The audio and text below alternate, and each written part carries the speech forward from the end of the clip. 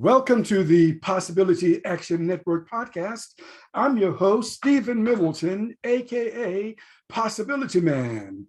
We're committed to bringing you guests who strive to better people's lives and serve as a force for good in the world. Today, our guest is Dr. Anne Andrews. She was educated at the University of Edinburgh in Scotland and the University of British Columbia, where she earned her Doctor of Philosophy degree.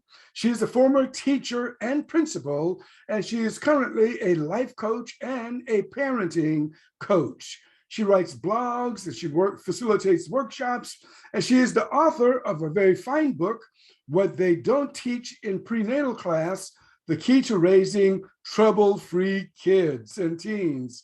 And welcome to the show today. Thank you very much for that introduction, Stephen. Okay, great. Hey, I know that you're in Vancouver. How are things in Vancouver today? What's the weather like in Vancouver? Actually, it's a little bit chilly. We've had a very, very slow start to the spring and summer. We've had a very long winter, which is unusual for us. Is that right? On the West Coast, it doesn't get cold like the rest of Canada, but this year's been a little different. Okay, I did not know that about Vancouver. I thought you all would dig out of the snow. So thanks for educating me about that. Yeah, so I know that you grew up in the UK. And did you grow up in Scotland, or was it another part of where did you grow up in the UK? I grew up in Leeds. In Leeds, is, okay. Yeah, a big city in the middle of the country in England. And we were very fortunate at the time that I was at school there, that the government actually paid for our university tuition. Wow. And so most people actually went away to university. And even some of the accommodation and that was kind of paid on a sliding scale, but it was a really lovely opportunity that most people went away to school. Yeah, you've had a very varied career, everything from geology to teacher, principal, and now you are helping people live better lives. Could you foresee that trajectory when you were in Leeds back in the day growing up? I had absolutely no idea. Yeah, I thought I would be a scientist, and I pursued that, but I really was missing something. There was a kind of a creative part of my mind that wasn't being used in science, and that's where education really called, and being around kids, and so that really tapped into my creative. Like, it really satisfied that, and I absolutely loved my teaching job. It was a bit unusual because it was not a regular day school. It was a Sunday school, but a very sort of organized one, and I was responsible for teaching the parents as well, like family programming, and the sky was the limit in terms of what I was able to do, and it was about creating community and really having fun, because it was a time when kids probably didn't even want to be at school because they were at school Monday to Friday, and then they were coming again on Sunday, and this was for a Jewish education, so that was what I was providing. That's fantastic. Yeah, I know that you live in Canada now, as we've already said. What brought you to Canada? Oh, well, that's a very good question. The short answer that I tell people is because the Turks invaded Cyprus. Oh. Okay. That may not make a lot of sense. My husband, who grew up in Cyprus, his family left Cyprus and came to Canada when the Turks invaded, because his father worked in a place where it was a mining company, and the front line basically went between the mill and the mine, and they had to close the operation down, and so the company was offered its workers a few different places they could go, and one of them happened to be Vancouver, which is the one they picked. I see. And so I met my husband in Edinburgh University there, and then we decided to get married, and so he had moved in the meantime from Cyprus to Canada. So that'll do it. That'll do it. So I followed him. Yeah, I know that you are active in an organization called Choose Again, and we'll talk about that in a moment and try to understand what that is and what they do. But can you share with us your journey of life before Choose Again. That is, what interested you in Choose Again, and what I want to share with us what led you to this organization. Yeah, so I would never have found the organization if it wasn't for a crisis in the family. So I was raising two beautiful kids, and one of them, she started out with being a real perfectionist. And I tell parents now that that's actually a big red flag. If you have perfectionist kids, you need to really take care. It led to eating disorders and then to other problems, which eating disorders often do, smoking and drinking and things like that. And so I needed to get some help I thought I was getting help for my daughter. So by word of, and we tried a lot of things. I mean, we went to so many different therapists, and, were referred to people through Children's Hospital. And but somehow through word of mouth, I came across Diederik Wolsak, and I gave him a call, and he said, okay, come on in and see me. And I took my daughter. I said, I need you to fix her, kind of thing. And he kind of laughed and said, well, she'll fix herself when she's ready, but I can work with you. And so that's what we did. And the remarkable thing was that working on my own inner peace and happiness helped her enormously for very many reasons. Yeah.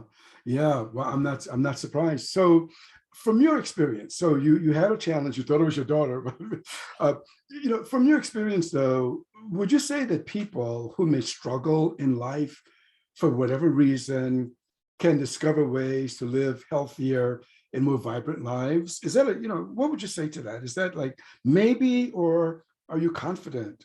Absolutely confident that, yeah, because really it's our perception of the events in our lives that cause us to feel pain, and we can change that perception. Okay. All right. So I've already mentioned Choose Again. So let's look at this. What is Choose Again? So Choose Again is the name that was given to a society that was established by Diederik Wolsak, who is the therapist that helped us. He, by word of mouth, got a very successful practice. He was really, really successful with people with depression, anxiety, with teenagers with addictions and all kinds of problems. And he just got a really strong reputation in Vancouver as being, one of the best therapists around. And he started offering healing circles where a number of people would come. It was like kind of a group therapy, really. And eventually, myself and my husband and other very grateful clients helped him to establish a residential facility in Costa Rica, which is the Choose Again Attitudinal Healing Center. And so Choose Again now has that 24/7 facility in Costa Rica. And it became very popular in Holland. Diederik himself is Dutch originally, and so he has a huge following in the Netherlands. But it's very popular in Europe as well, and we run workshops in the south of France and other places in Europe. So he eventually wrote a book called Choose Again: 6 Steps to Freedom, which really explains the Choose Again 6 Steps to Freedom, which is the healing modality that he uses. That's the process that has been so helpful for so many people. Okay. All right. Well, we'll dig deeper into Choose Again, the 6 steps in a moment. So in working with people, what kinds of, let's see, what kinds of issues do people bring to a Choose Again facilitator or to the healing circles? What kinds of, all kinds of things. Relationships are pretty big. And then what we work on is the individual, because every relationship is really with ourselves. So developing a really good relationship with yourself actually helps every other relationship that you could possibly be in. And so that's a big one. Depression and anxiety are really huge, particularly now. And everyone has, you know, different kinds of addictions. Mostly we're addicted to our feelings. So we're addicted to rage, or we're addicted to sadness, or addicted to a whole range of feelings. And sometimes those will, you know, lead to substance abuse in order to numb the feelings that are too painful. So yeah, other things that come up, our job, people who are upset with their boss, you know, work relationships, those kinds of things, and a lot of families, so family relationships, children. Yeah, you know, it's still May. This program is being recorded in May, and here in the United States is Mental Health Awareness Month, and I'm sure other countries have similar kinds of things. So, you know, so what I hear you say, though, is that people don't have to struggle alone, that there are resources available, and Choose Again is one of those resources. Apologies for, I thought I'd taken the phone. It's quite all right, yeah. But did you get my question, though? Sorry, I was just distracted at that moment. That's fine. Yeah, I'm happy to. But so what I'm saying, in the United States, and I'm not sure when it is in Canada or elsewhere, it's May, and May, we're filming this program in May, and it's Mental Health Awareness Month. And of course, what people try to do is highlight this, that people don't have to struggle alone. And for what I hear from you is that Choose Again is another way for people to learn that they don't have to struggle alone. Is that right? Mm-hmm. Yeah, that's right. But the beauty of Choose Again is that it's really about helping people to become independent of the counselor. So a lot of counseling, you know, you go and you come back and come back and come back.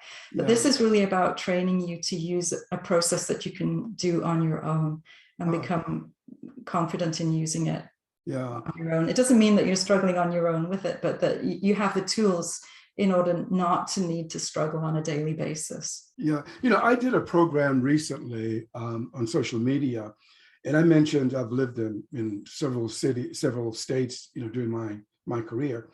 And I mentioned that I mentioned two of them, but as I think back, at least three of those, maybe more cities, I either personally knew people who had become so sad that they took their lives. So if someone knows someone who is dealing with something that's very heavy, that they are, you know, have not attempted to commit suicide, but that they seem to be, is that something that you all would be comfortable with, or would that be too heavy for Choose Again? If someone is, you know. That's something that is really an appropriate thing to bring to Choose Again, because and the reason that I wrote my book was really in response to there having been a number of young suicides in the community in which I live. And I didn't want that. It just seems so unnecessary when you understand a little bit about the Choose Again way of thinking. It just can completely change the way, you know, we think and feel. In my own life, I had a chronic depression, and really when I started working with Diederik, that very quickly lifted. And I even felt euphoric at times, which is something I'd really never felt. There was like suddenly this huge weight had lifted off me, and I realized that I had a choice about how I feel about things. And so if I felt that if I could really handle depression, then I want to help others to do the same thing, so that suicide doesn't become a choice for them. It just and to recognize how much joy there is for us in life.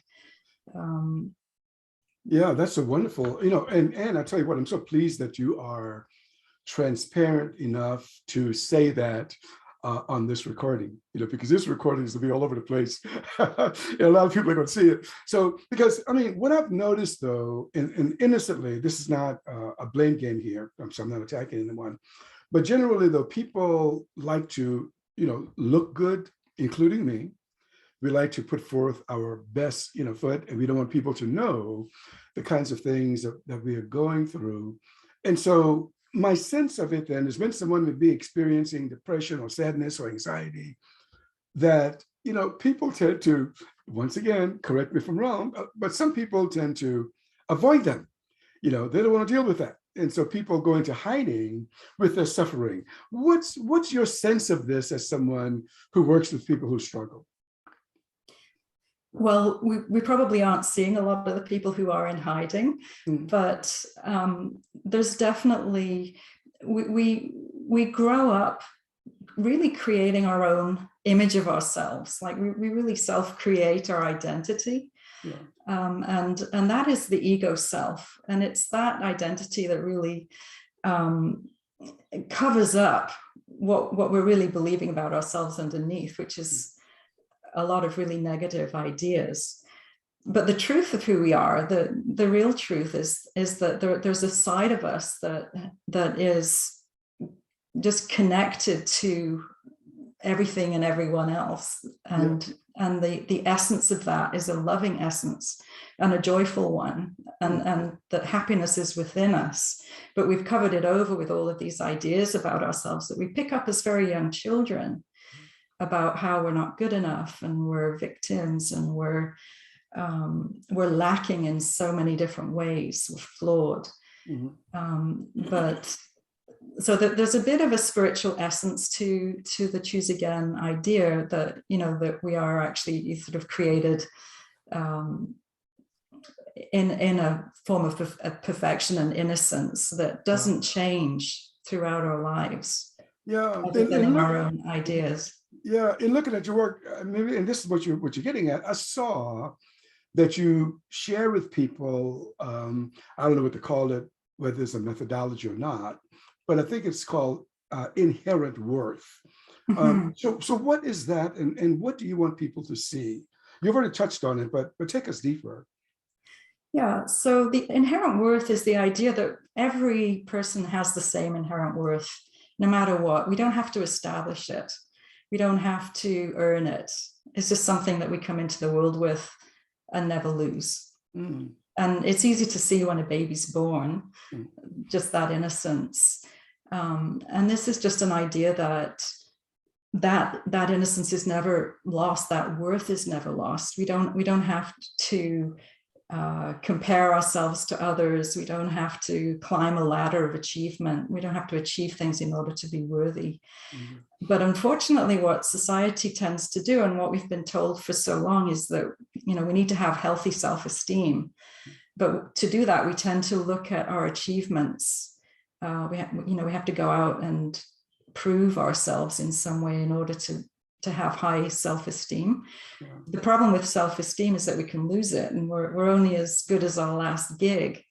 And we've got to keep maintaining it. Whereas what I've found to be most helpful for parents and kids is to have a sense that we don't have to prove ourselves. We don't have to, our achievements don't say anything about us.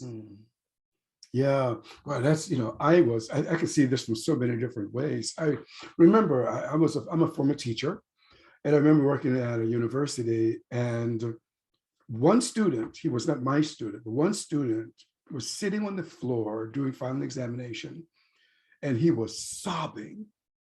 He was sobbing because he didn't get the grade that he thought that he should get.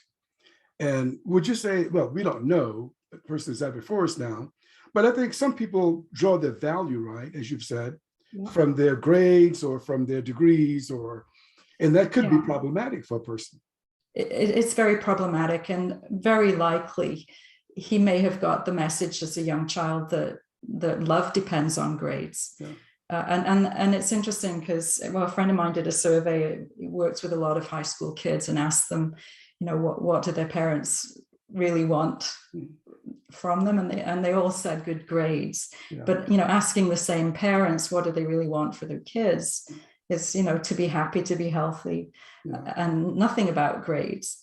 But the thing is that if a child brings home a paper, even with an A on it, and the parents get really excited, the kid gets the idea that, getting a grade is a good thing, and and then maybe afraid to bring home a D or an F or something. And the children very often make that mistake that grades represent love, that they get love for good grades. Right.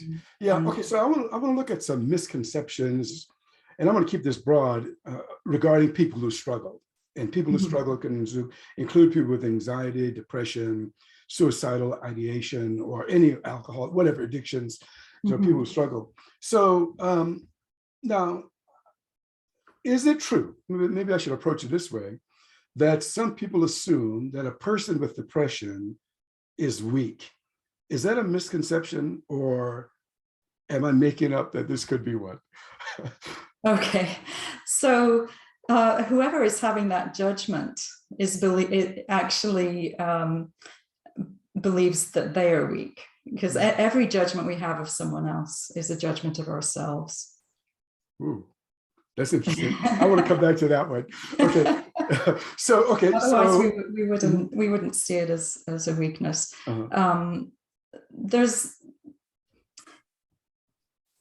The idea that we can be weak is a made-up idea. I see. Okay, and once again, correct me if I'm wrong, because I'm looking at this through my life experience. So people who experience anxiety tend to be uneducated people or young people, not professionals, not lawyers and judges and doctors. That's a misconception. I think anxiety it doesn't depend on education at all. It's all of these feelings really come from negative beliefs that we make up about ourselves as young children, and everybody has them. And they may present in different ways in different people, but we basically all have the same basic negative beliefs, that I'm guilty, I'm bad, I'm not good enough. There's a few that we all seem to have. I'm a victim, and we cover them up in different ways. So, for example, I can tell you how, if you're interested, how one of my negative beliefs got started. Yes, I'd love to hear it. Yes, and then what happened afterwards. So this was when I was about 5 years old, and on a holiday with my parents and my brother. They took us, we were at the seaside in Yorkshire, and we went to the dock. Actually, it was a lake, I think, and there was this beautiful wooden ship, which was called the Hispaniola. And so off we went on this ship. It was like a bit like a theme park, but it was just this one ship. And the captain said, "Oh, we're going to Treasure Island," and off we went to Treasure Island. And then when we got there, we came down the gangplank and came onto the beach, and they told us that there were gold coins buried in the sand. So my brother and I were busy digging in the sand, and then all of a sudden these 3 pirates jumped out of the bushes, and they were pointing their guns at us. And I put my hands in the air and thinking, I know what to do. You put your hands up when somebody points a gun at you. And then I looked around and I realized that everyone was laughing at me with my hands up. I was the only one with my hands up. And, I just wanted the earth to open up and swallow me. So I sort of tried to go around behind my mom and hide. And the belief that I took on at that moment was that I was stupid. How could I be so stupid as to think that those pirates were real? But beyond that, it was even more that, who could love a stupid girl? I must be completely unlovable. And that in some ways was a catalyst for depression. It's because depression is really depriving oneself of love. And if you believe that you're unlovable in some way, then you're not letting love in. Yeah. But what I did with that, and without knowing it, I only discovered this when I started working with Diederik Wolsak. I had no idea that this had been such a big incident in my life. And you can see how innocuous it is, how trivial in so many ways. It's not like childhood trauma, and yet it is. It produced a belief that caused me to need to jump through hoops, like to get more and more degrees to prove that I wasn't stupid. Yeah. Yeah. So the things that we do to cover over what's underneath there are very often the opposite of the things of the negative beliefs. So the negative belief that I'm stupid really led to more and more degrees, and trying to achieve something, but it would never be enough. Could never be enough. I understand. I remember when I was in graduate school, there was this guy. He was so outgoing. He appeared to be so confident. I mean, it was like he was overdoing it. And I just assumed, boy, that guy, he must feel good about himself. But 50 years later, I'm thinking, wait a minute, that's not necessarily true, because we can fake it in so many different ways, right? Including trying to always be the life of the party. Yes, and very often hides other ideas about ourselves. We cover it up because we don't want people to see it, and yet we've made it all up. Right. I think they're really made up, so we can pick a different identity. It doesn't really matter. Yeah, I think he ended up dropping out of school, so he wasn't even as successful as I thought that he was. That's what I made up about him. So let's look then at the 6 steps. I'll have some other questions to ask around that. What are the 6 steps, if you don't mind, and could you take us through them one by one and then explain each one as we go through? Yes, absolutely.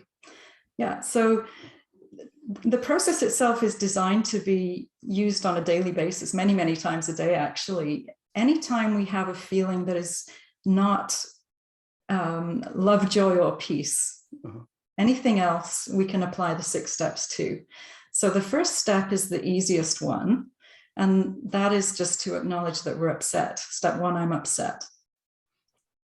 Okay. There's sometimes a temptation to say I'm upset because the dog ate my homework or whatever it is, but we just acknowledge that we're upset. We don't know why we're upset. We think we know why we're upset, but actually it's a completely different reason. So step 1, I'm upset.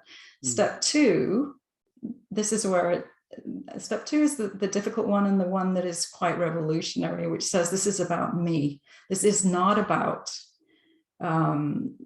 my husband cheating on me, or this is not about the neighbor moving the fence. It's not about it's not about what I think it's about. It's about me. There's something in me that has been triggered by whatever the apparent upset is. And so actually the upset is a gift, because it now gives me an opportunity to look at where this is coming from and heal it. So step 2, this is about me. So step 3 is where we start to really focus on the feeling. Step 3, you really feel the feeling that is up in the upset. If I'm angry or I'm sad, and try and really, we use feelings sheets with maybe 60 or 70 different feelings, so that you can try and get really narrow it down to what are you really feeling. And there can be several. Sometimes you can feel almost all of the ones on the sheet at the same time, but we try and get down to what's the biggest feeling. And then we follow the feeling. So step 3 is to feel the feeling. Step 4 is to remember the feeling. So what we're doing now is trying to match the feeling in the upset with a memory of feeling the same way as a kid, or not necessarily as a kid, but the first time you remember feeling the same way, the same feeling in the body, the same emotion. So we'll allow the feeling to bring up a memory or an image. Okay. And then step 5 So step 4 is to remember it. Step 5 is to take a look at that memory. What came up? How old were you in the memory, and what was going on? Because this is the step where we try and figure out, what belief did I make up about myself in that memory? And when we're very young, we're egocentric. We think that it's our fault, whatever's going on around us. If our parents split up, it's somehow our fault. We take the blame for just about everything that's going on at a really early age. And we're making up these beliefs from the time we're born right up until probably age 8, which is pretty much when our personality is set. So that's where we really do, the work to try and identify what the belief is that produced the feeling and the upset that we're experiencing now. And step 6 is to correct it. So step 6 is to say that, okay, I made this up as a small child. I didn't have the whole story. I made up that a belief, and none of these beliefs are true. So step 6 is really to acknowledge that these beliefs are not true. The truth of who we are is way more than just that little body that was there. We actually do a forgiveness formula. We say, forgive me for believing that I'm guilty or that I'm bad. And in a choose again circle or in counseling, the counselor would respond to that as if they were your higher self. You're really asking yourself to forgive yourself for making up these stories that were never true. Wow. And correcting it with the truth. So forgive me for believing that I'm bad, and forgive me for forgetting the truth of who I am is that I'm inherently worthy and that nothing can change that, or that I am, my essence is a loving essence, that I am whole and complete. That's great. So, approximately how long has Choose Again been around? So I've been involved in it for about 16 years, maybe slightly longer. I think it's about 25 since it was founded. Yeah. Okay. And approximately how long have you been working with them as a facilitator? I started working as a facilitator about 5 years ago. Okay. So, and just want to be general about this. So you've talked to a lot of people over the last 5 years. Can you share any success stories with us? What someone brought in or brought to you or brought to your circle, and then what you feel that they left with. I know you're a success story, but can you think of any other success stories? Yeah, there are lots of success stories. People who really, just changed completely in terms of their, people who really couldn't stand other people, were angry all the time. They just became very loving. They have, even started circles themselves from that point. People who have coped with tragedies that would, destroy other people, that have just been able to sail through and stay really positive.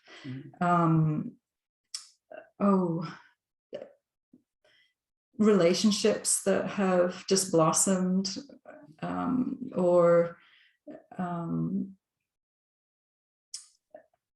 what else?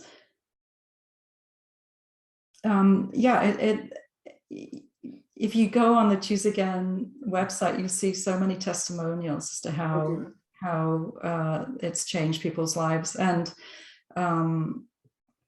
also the reviews on Diederik's book on Amazon, same thing. Just really very positive testimonials on the effects on different people's lives. Interesting, my husband is another example.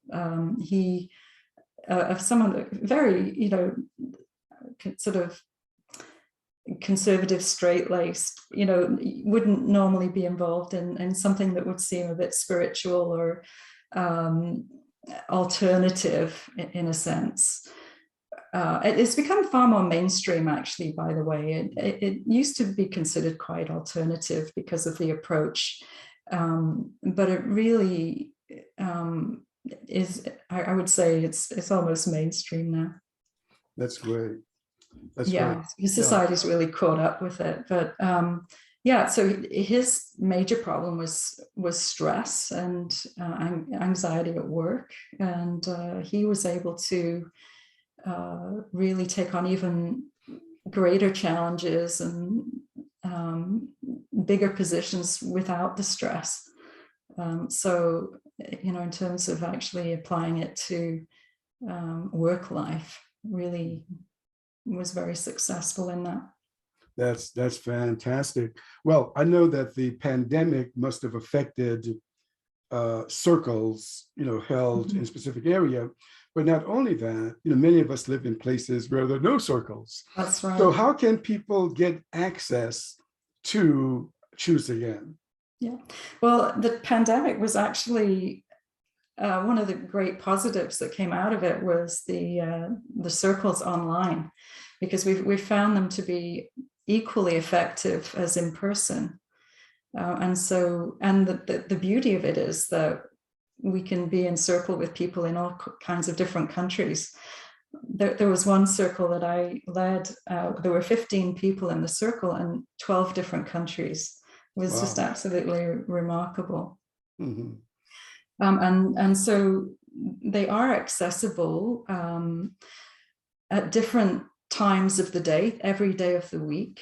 And so, we have a lot of people in Europe, even in India and Australia. So there's always a time that will work for someone. Wow, that's great. So in a group, you said you've had, and I'm sure this will change, but more than 10 individuals from different countries in the same group. So what does that suggest and to you about the human condition? That is, someone in, let's say, Colombia and someone in Canada, but yet they can come together in this group and speak a language that they may understand about life and their life. What does it say to you about the human condition? Well, it's wonderful in that everyone realizes that we're all dealing with exactly the same things. There isn't anything to prove to each other. We can be absolutely real and recognize that there's really no difference between us. In so many ways, we're just all working with the same ideas, and that's really the beauty of it. And so through doing this work, we become extremely non-judgmental. That's one of the big things, and just accepting of everyone's story, because we recognize that the stories are really meaningless. Yeah. And what is real is just the essence of everyone, and that's just so beautiful. That's so, my journey of life has just taken me in contact with people from around the world. I don't think I've connected with people on virtually every continent on this planet.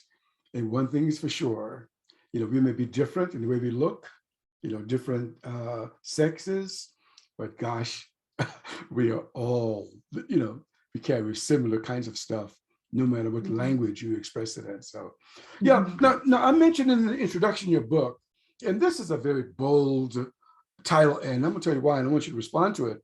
What they don't teach in prenatal class, the key to raising trouble-free kids and teens. I think when I said, wow, boy, that's a very big, order here. What is your book about? And tell me, how do you deliver on this promise? A parent can learn how to raise healthier kids. Right. So the premise is that the key is to really understand inherent worth. Mm.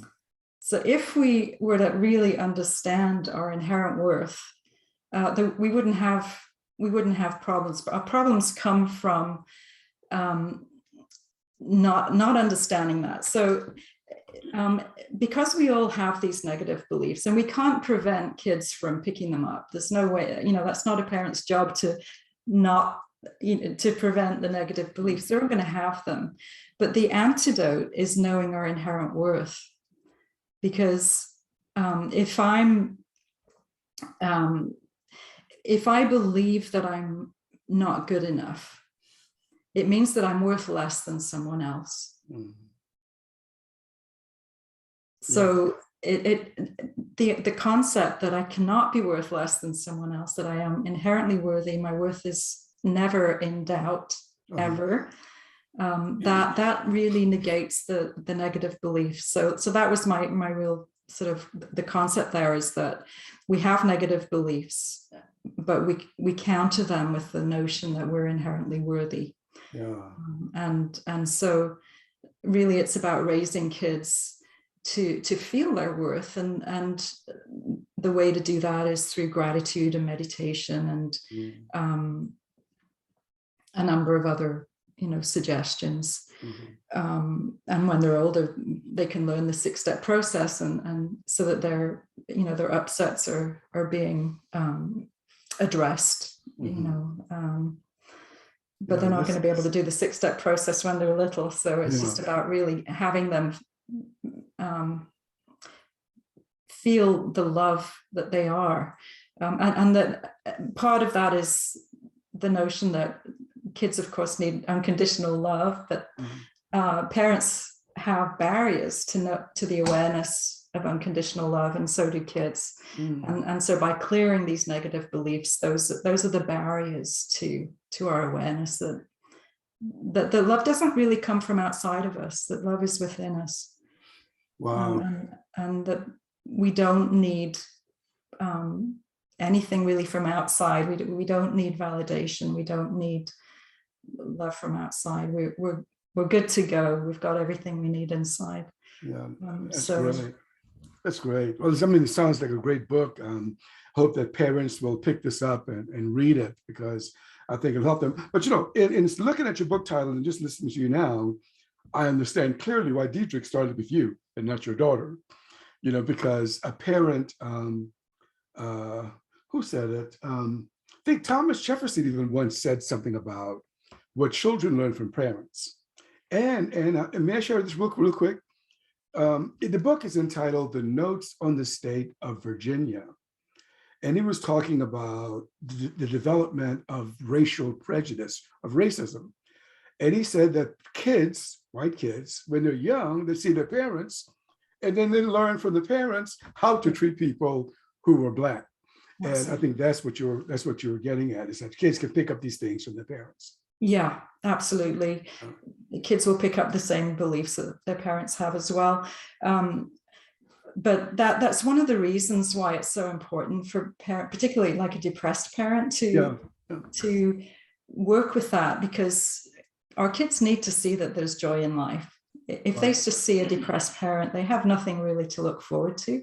Mm-hmm. So that's a really important thing. Is there's a sort of a saying that I hear occasionally, that I'm only as happy as my least happy child. Mm. And that's kind of sad, because that condemns parents to a life of misery, pretty much. Yeah. But the point is that the kids actually really need to see happy parents, and to see that life is joyful.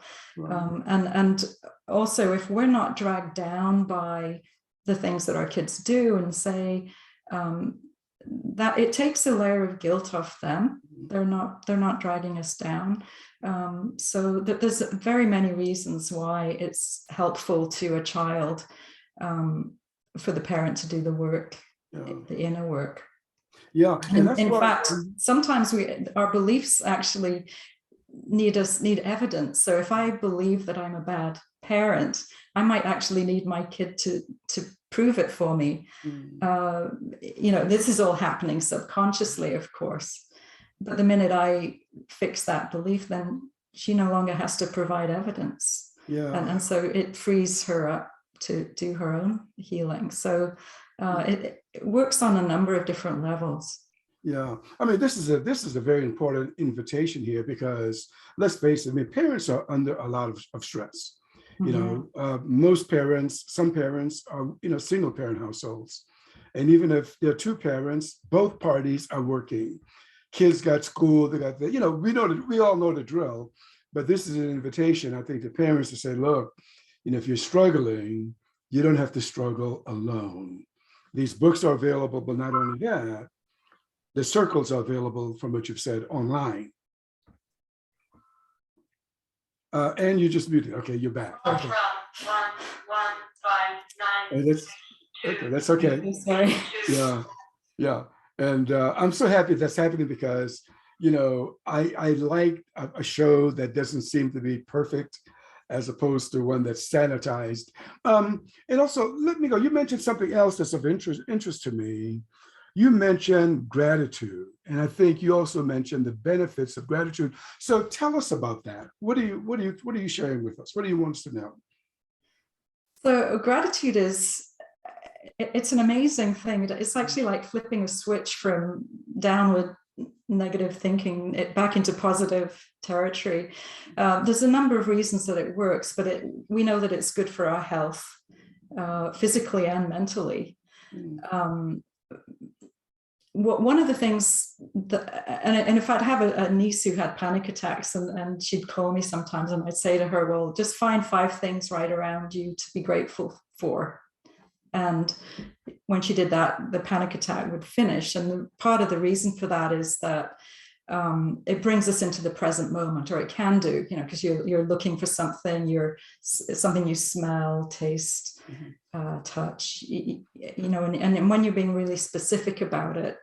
So for instance, when I'm telling parents to develop a family gratitude practice, I'll say, well, have a parent go first and be very specific about what you're grateful for. So it might be the shape of a leaf, or the color of a flower, or the way the light shines through the blinds and makes a pattern on the counter. So when you're really specific like that, it just shows how much wonder there is, and how much there is really to be grateful for. Because often people will say, okay, my family, my health, just the sort of big, broad things like that. And kids may not be grateful for their parents when they've just been grounded, or, something like that. So just being really training kids to just notice the vastness and the wonder of the world. I think we lose wonder as we grow up, but it's a really important part of our lives. It's just it's a way of going from a sense of lack to abundance, like really recognizing what we do have as opposed to what we don't have, which is what we tend to focus on. Yeah, okay. AnnAndrews.com. Now, I'm going to write a description wherever this recording appears. May I include AnnAndrews.com in the description? Yeah, it's Ann Andrew without the S. Andrew without the S. Yeah. Thank you for that. So what will people find at AnnAndrew.com? So there is a blog. There's access to an online course, which is more or less my book online. Okay. It's sort of taught to parents. So the book, the online course, blogs, and access to me if they want to contact me. Okay, that's great. That's great. So as a blogger, will you blog about this kind of information? I do. I haven't been writing a lot of blogs recently, actually, because I've been doing a bit more counseling, but so it's about once a month I come out with a new blog, not regularly. Nice. I'll have to check out your blogs. So and what's your mission? What do you want to, and this is hopefully not too bold of a question, how do you want to serve the world? Or are you now doing it? How are you serving the world? Well, I think when I started my blog, it was really about wanting to make a difference to youth suicide. That was really my mission. Yeah. I don't know if I have made any difference, but that's been what gets me up in the morning excited, to tackle the day, is to try to make a difference in that, and really just improving the general level of happiness and any way I can. Yeah, well, I'm sure that you're making a difference, because when I heard about you, I thought I got to get her on the show. So, and here you are. Here we are together. Really, and the Possibility Action Network is committed to talking with people who strive to better people's lives and serve as a force for good in the world. And there's no doubt that you and Choose Again and all of the teams that are involved are doing that. So it was my pleasure being with you today. Thank you very much, Stephen. It was a pleasure to chat with you. Okay, fantastic. Okay, you have been listening to the Possibility Action Network podcast. Our guest today has been Ann Andrew. She is a facilitator with Choose Again. And once again, thank you for being with us today.